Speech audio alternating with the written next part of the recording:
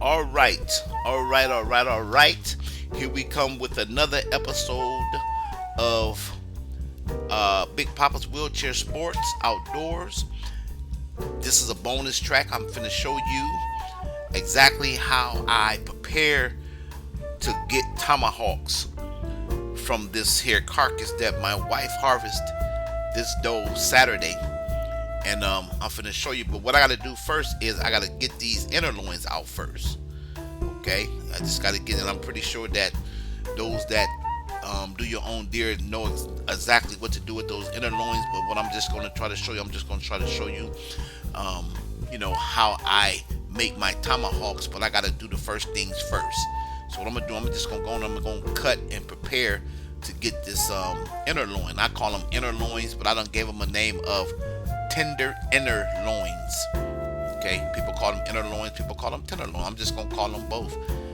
I'm just gonna call them tender inner loins. But now I'm just gonna go on and I'm just gonna cut above the inner loin a little bit. Okay, I'm just gonna cut above the inner loin a little bit there. Okay, I'm just gonna go on and just cut that out. You see, just going to cut right there. And I'm gonna, you gotta be real careful with it. See, now all I got is just one deer. Okay, to clean. Now if I had 3 or 4 deer to clean, I just gonna snatch it out with my hand. But I'm just gonna be, extra careful, because sometimes if you grab it the wrong way, some of that meat is gonna be stuck on the bone. You don't want that. You want all your meat. See, you want all your meat. You see, so therefore you're just gonna cut. You know what I'm saying, until you get it away from the bone. And I mean, at that point, you can use your hand or whatever, like this right here. But see, right now, if I was to put it off, it would have been that piece right there, would have been stuck on the bone. So I'm just gonna cut some more. Hey, I'm not in no rush. I'm just gonna go and cut some more, and make sure that when I do get it off the bone, it's gonna come off nice and easy when I do use my hand and not the knife. You see. Just cut that little slit right there, because that slit right there was ready to stay on that bone if I had to pull it. You see, you get your stuff started like that right there, and then you can just take it on off. You know what I'm saying? Then you can use your hand to take it off. But like I say, I'm not in no rush, and I want to make sure that I get that inner loin off there real nice. So I'm just gonna go ahead on and just do it just like that. I ain't even gonna pull it. I'm gonna wait till once I get down to the end of it. I'm not gonna put it. I'm just gonna use my knife just to go and cut it. Because if I was to pull it, it's gonna be some meat that's being stuck, that's gonna rip off of my inner loin, and I don't want that. So I'm just gonna come down to the end like that right there. Take my knife and just go and cut it on off. And bam! Look at that. That right there. That's what you got. You got the one of the most best pieces of meat that deer can have. And if you notice, that's the reason why you're supposed to hurry up and get them guts out that deer, because if them guts sit on that inner loin while that gut has been deceased, listen, it's gonna not taste good at all. You see, and then you just do the same way with the other one. Just do the same thing with the other one. Same thing with the other one. You take your knife and you just go ahead on and you just go on and prepare to get that out of there. And like I say, what I'm doing, I'm preparing to show y'all how I make my Tomahawk steaks. And I know after I finish taking this inner loin here out, I'm gonna go ahead and I'm gonna take the legs off and get it prepared to cut my tomahawks. Oh yes, yep. And so you gotta be real careful when you getting this out. That's why I say just take your time. Just take your time. Don't be in no rush. Because if you're in a rush, you can get to start ripping that thing out, and half of your meat gonna rip off the inner loin and stick to the bone, and you don't want that. So just take your time. Just go in and cut it like I'm doing. Just go in and cut it like that right there. You know what I'm saying? Move some flaps on top, and you can cut it right, just like I'm doing. And that way, when you do pull it out, hey, you got you a nice piece of meat. Got you a real nice piece of meat. So like I say, just take your time. And again, I'm doing this right here because, hey, I mean, this right here is how I eat. I eat what I harvest, and I harvest what I eat. I know where it's coming from. I know, there's no middleman. I'm the only man. Okay, I'm the only man that is doing what I'm doing. And same thing with the last one I did. You see how I took that out of my hand, use a knife, cut it out, and bow yow. There you have it right there. Another nice piece of very, very tender meat, which is my inner tenderloins. There you have it right there. There you have it right there. See that? You can't go wrong. You can't go wrong with that. So now I got that out the way. What I'm gonna do now is I'm gonna go ahead on, and you see that back part. That back part right there got to come off. Okay. And I'm gonna cut it off, and because I'm gonna do something different, with that back piece when I do cut it off, and I'll show you all, what I'm saying, when I get to it. But to cut that off, only thing I'm gonna do is I'm just gonna go ahead on, and I'm gonna show y'all later on how I'm gonna cut that back piece off that the other set of the back straps is connected to, because I'm gonna make a certain steak with that. But what I'm gonna do now, let me go and get these legs off of here. I already got the hind legs off. I'll show y'all later on what I'm gonna do with that. But to get this arm off, okay, it's very, very easy, because as you know that there's not no bone that has that arm connected to the chest cavity. Let me turn it around like this, yeah, and then you'll be able to see. Okay, there's no bone that got that. All that is basically cartilage. So you just gotta know where to cut. It's a lot of other pieces on there, and I'll show y'all. You see, now when it came down to that, I could have went over, to the right, just probably about another inch, but that's okay, because what I'm gonna do, all that meat is for your grinding anyway. So let me just go on and move this meat out the way, and I can just give y'all an idea of where your grinding and your hamburger meat comes from. That's on your deer. I mean, you can get it from anywhere. Some people even chop up the legs and do that, but in this case, this doe was big enough to where she got some extra meat on her, on them ribs. And see what I'm cutting right there? All that right there would be your hamburger. That'll be your burger. And be careful when you're cutting it, because you're still cutting it over. That's the fat that go over the back straps. You see how I'm cutting off the back straps? That's the fat that go over the back straps. You see, all that's your back straps right there. And just be careful that you don't damage those, because you're gonna need those when you're making your tomahawk steaks. Okay. But now what I'm gonna do, I'm just gonna cut around that shoulder. See that shoulder, and then I'll lift that leg up, and then I'll get up under there, and I'll cut that cartilage right there. You see, and now you cutting fat. You see them extra pieces like that? You're just going to cut them extra pieces off, because that right there is also what you're going to grind into your hamburger. You put that in your grinder. But now you just go ahead on and lift it up, and you just continue on just cutting. See that? You did that. You cutting it just like butter. That's just how easy it is to cut that. And and if I had it hanging up, what I'm saying, if I had it hanging up, gravity would have kicked in by now, and the weight of the chest would have done pulled away from the leg already. But since I got it laying down, I'm just gonna go and cut. You see, I'm just cutting that right there.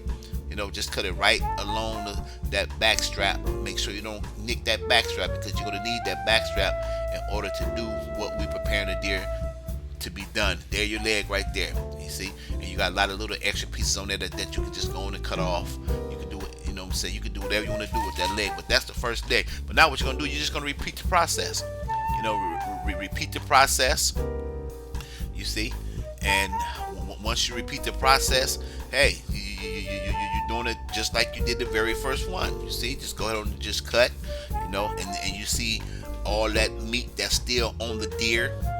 Like on this chest, you just carve all that off of there.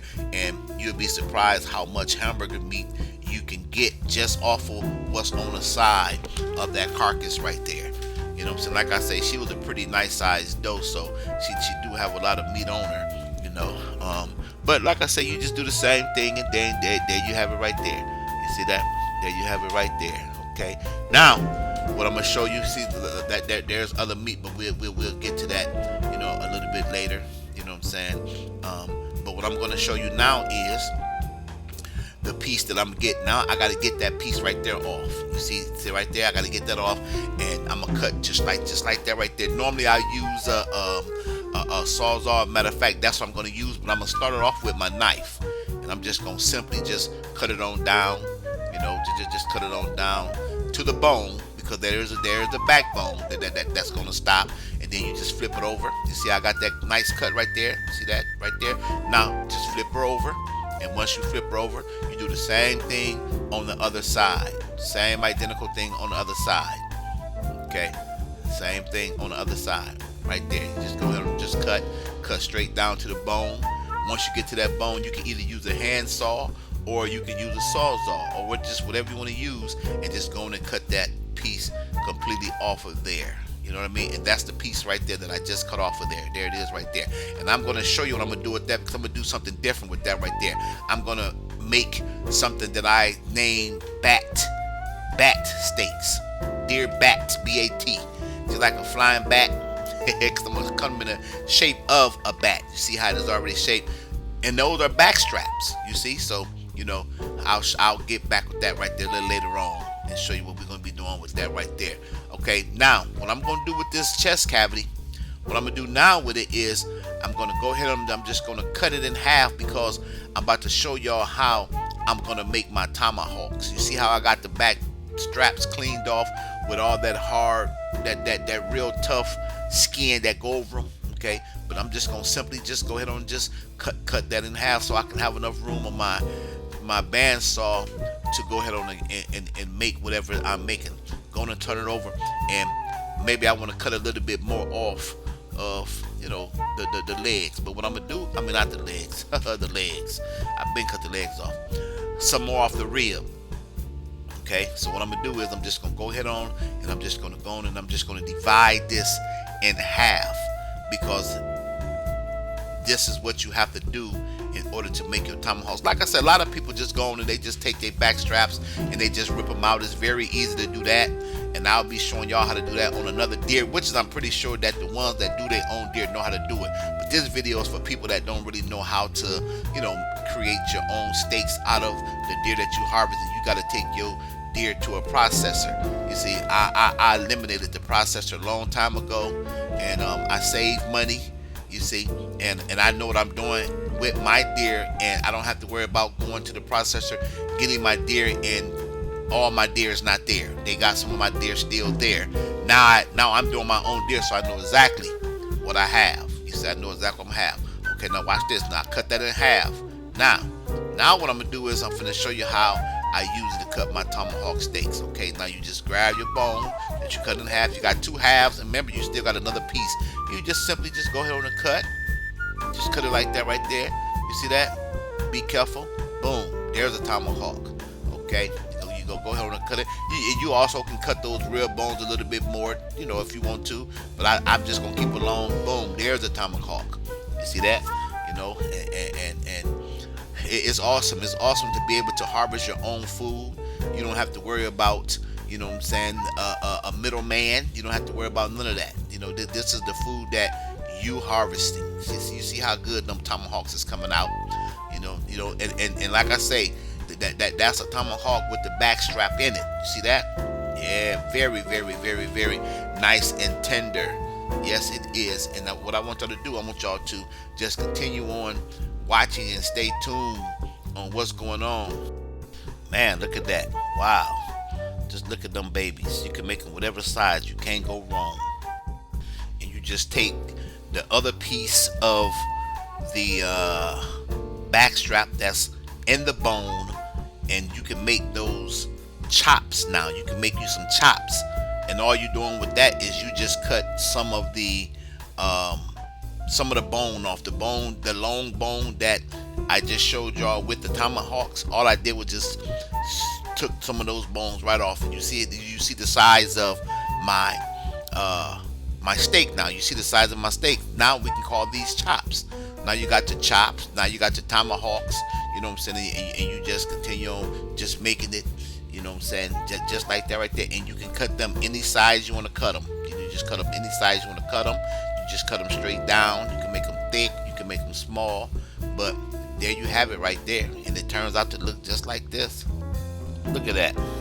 Look at that. You can't go wrong. You cannot go wrong. Just check it out. Okay, y'all remember this right here from earlier when I had said something about back steaks? Remember that? Okay, now I'm going to show y'all how I cut my back steaks. And that's just a name that I came up with, you see. And I'll show you how that's happening. You see, I'm just taking that. And again, that right there, that was the back of that rib cage that I just took those tender inner loins out. Okay, and now I'm just cutting it just like this, and I'll show y'all the shape of them. That I call them back because I was trying to figure out, you know what I'm saying, what to call these steaks, and they shape like a bat.